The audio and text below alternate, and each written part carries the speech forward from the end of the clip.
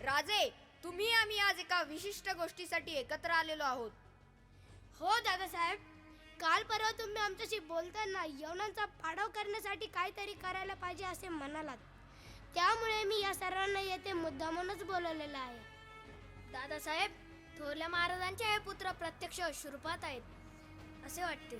सध्या आपल्या देशात यवनांचा थैमान खूप वाढल्यामुळे सारी रयत अस्वस्थ आणि असुरक्षित आहे. बरोबर आहे तुमचे बाजी. तुमच्या या वयात तुम्ही बाळराजे यांच्याबद्दल जे बोलतात ते योग्यच आहे. मला खात्री वाटते की शहाजीराजे मा जिजाऊ साहेब यांच्या पोटी जन्माला आलेले बाळराजे खूप काही चांगले काम करतील, पण त्यासाठी त्यांना मोठ्या प्रमाणावर मदत लागणार आहे. काय रे मुलांनो, करणार का मदत?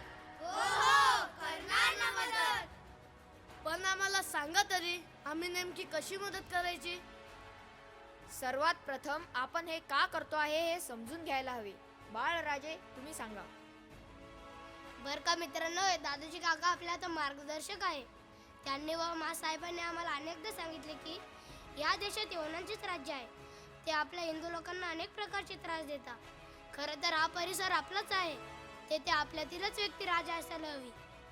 हो शिवबा, तुम्ही म्हणतात ते अगदी बरोबर आहे. पण आपल्या समाजातील लोक मतलबासाठी आणि पैशासाठी या परकीय बादशहाचे नाव करून आपल्याच लोकांना नाडत आहे. त्याचं काय? येसाजीराव, तुम्ही म्हणतात ते रास्त आहे, पण हे असाच चालू द्यायची का? पंत सांगतात ते नीट विचार करून ऐका. अरे आता असं बघा, उतरावळीचे कोपडे देशमुख, कारीचे देते देशमुख अशा आपल्या 32 मावळात किती देशमुख पाटील कुलकर्णी आहेत. पण प्रत्येक जण रयतेला नाडतो आहे आणि स्वतःच मोठ्या शान मध्ये मिरवतो आहे. ते तर आहेच, पण ही समधी मंडळी आपापसात भांडून शान किती लोकांना चढतात. बायो बापडा, लहान पोरं, गुरंढोरं, शेतवाड्या सार उद्ध्वस्त करून राहिले आणि त्यांना मदत करणारे यवन सरदार त्याचा गैरफायदा घेत आहेत. या तर आपल्या मराठमोळ्या परिसरातील गोष्टी झाल्या. शहाजीराजे कर्नाटकात आहेत ना. बंगलोर सारख्या मोठ्या लोकवस्तीत राहून ते कामकाज बघत असतात. काही महिन्यांपूर्वी बाळराजे व मातोश्रींबरोबर आम्हीही तेथे गेलो होतो. बाळराजे, सांगा तेथील हकीकत. काय सांगू आणि कसं सांगू मित्रांनो, तेथील प्रकार बघितल्यावर एक दिवसभर देखील राहावे असे वाटले नाही आम्हाला. असं काय घडलं सांगा तरी आम्हाला. आमचे पिताश्री मोठे अंमलदार, मोठ्या थोरल्या महाराज राहिले. हाताखाली कैक शिपाई, घोड्यांच्या पागा, कैक हत्ती, अगदी राजवाड्याची शान. पण हिंदुत्व जपण्याची चोरी. बरं का, एकदा मी बाळराजेंना घेऊन मोठ्या बाजारपेठेतून जात होतो. ही मरणाची गर्दी, अनेक प्रकारची दुकाने. त्यात कित्येक दुकानात अन्नधान्य, कापड, दारू, अगदी बायका सुद्धा विकल्या जात होत्या. त्या जवळपास सगळ्या हिंदूच. भरीतभर म्हणजे सर्रास गोमांस विक्री. बाळराजेंना हे सहन झाले नाही, कारण त्याला विरोध करण्याचं स्वातंत्र्य कोणाही हिंदूस नाही. शहाजीराजे जरी अंमलदार असले तरी बादशहाच्या फतव्याला विरोध करणे हा देखील गुन्हा समजला जातो. होय, हे सत्य आहे. हे ज्या दिवशी आम्ही पाहिले त्या दिवशी थोरल्या महाराजांच्या बैठकीत जाऊन त्याबद्दल नाराजगी व्यक्त करत असतानाच मध्येच थांबून आम्हाला खासगी मलात बोलवण्याची सूचना केली. त्यावेळी तिथे यवन सरदार पण होते. मी त्यावेळी मासाहेबांकडे बसलो होतो. बाळराजेंनी पाहिलेला प्रकार त्यांच्या कानावर घातला. त्यांनी बाळराजेंना यवनांच्या देखत हा विषय न काढण्याचे सुचवले. काही वेळात थोरले महाराज तिथे आले व म्हणाले, महाराजे, तुम्हाला इथून पुढे अशीच प्रकारची गोष्टींची सवय लावून घ्यायला हवी. हे ऐकल्यावर आमच्या कानात जणू काही उकळलेला शिचाचा रसच होतात आहे असे वाटत होते.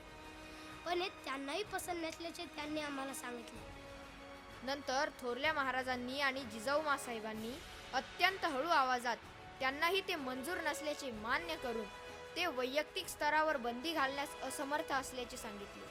त्याच वेळी त्यांना मिळालेल्या पुणे जहागिरीची उस्तवार करण्यासाठी बाळराजेंच्या सोबत आमचीही रवानगी येथे केली. कारण या परिसरात हिंदूंचे प्रमाण बहुसंख्य असल्याने आपल्याला त्यांच्या मनातील स्वराज्य निर्माण करता येईल अशी भावना झाली. पण तर तुम्ही म्हणतायत तसं आता घडलंच पाहिजे. आम्ही समधी मुलं यात मदत करायला तयार आहोत. काय रे, आहात ना तुम्ही तयार? यासाठी 2 हातकऱ्याचं शिक्षण घ्यायला हवं ना. बाजी, तुम्ही अगदी माझ्या मनातलाच विषय मांडला. आता लवकरात लवकर अजून काही तरुण मंडळी यांच्यात सहभागी होतील यासाठी हिरिरीने प्रयत्न करायला लागतील. पंत, तुम्ही निश्चित राहा. मी पण माझ्या मित्रांनी ह्या मोहिमेत नक्की सामील करून घेईन. तुम्हा लोकांची मदत मिळाल्यास आपण खूप चांगले कार्य करू शकतो. तानाजी, सूर्याजी, तुमचाही यात पुढाकार हवाय बर का. बाजी काका, दादूजी, शिकवाल ना आम्हाला तलवार चालवायला.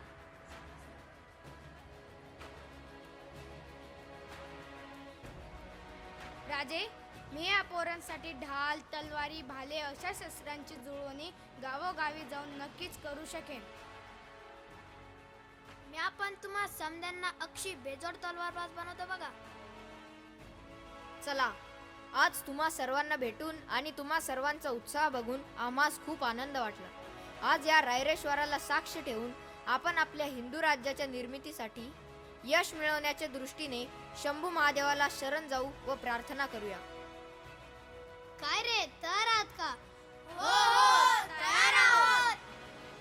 हे काय विचारणे झाले? आम्ही समधी मुलं तयार आहोत. मात्र याचे नेतृत्व महाराजांनी करावे असं मला वाटतंय. काय रे, मी म्हणतोय ते बरोबर आहे ना?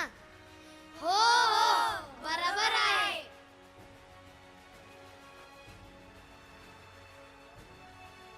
पंत, तुम्हीच आमच्याकडून शपथ देऊन घ्या. हे बघा, तुम्हा सर्वांची वय अजून लहान आहेत. बाजी पासलकर यांच्या शस्त्र चालवण्याच्या शिकवणीमुळे तुम्ही सर्व तरबेज व्हालच याची मला खात्री आहे. पण एक गोष्ट लक्षात घ्या की या कार्यासाठी असंख्य शिलेदारांची गरज आहे आणि ती मिळवणं फारसं सोपं जाणार नाही.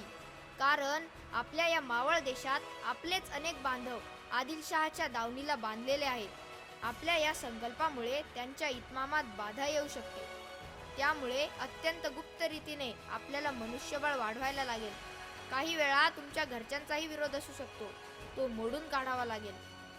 आता मी म्हणतो त्याप्रमाणे शंभू महादेवाला साकडे घालूया. माझ्या मागून सर्वांनी म्हणा, हे देवाधिदेवा, हे देवाधिदेवा, आपल्या देशावर आपल्या देशावर जुलूम व अत्याचाराने जुलूम व अत्याचाराने राज्य करणाऱ्या राज्य करणाऱ्या यवन बादशहाचा यवन बादशहाचा संपूर्ण बिमोड करण्याची ताकद संपूर्ण बिमोड करण्याची ताकद आम्हा सर्वांना दे. आम्हा सर्वांना दे. स्वराज्य होवो, स्वराज्य होवो, ही तुझीच इच्छा ही तुझीच इच्छा आम्हा सर्वांकडून पूर्ण करून घे. आम्हा सर्वांकडून पूर्ण करून घे. माझ्या सवंगड्यांनो, आपण शरीरात जीव असे तो धर्मासाठी बद्ध होण्याची शपथ घेतली आहे.